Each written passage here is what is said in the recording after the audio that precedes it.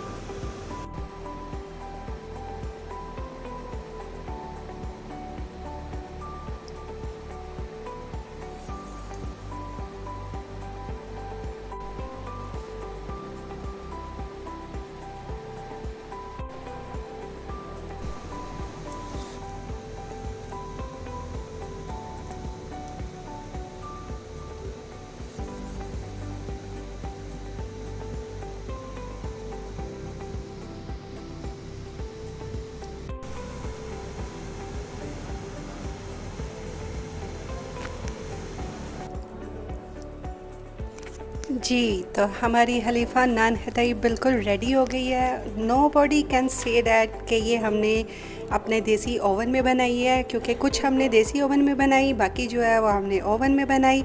लेकिन दोनों का कलर, दोनों का टेक्सचर बिल्कुल सेम है।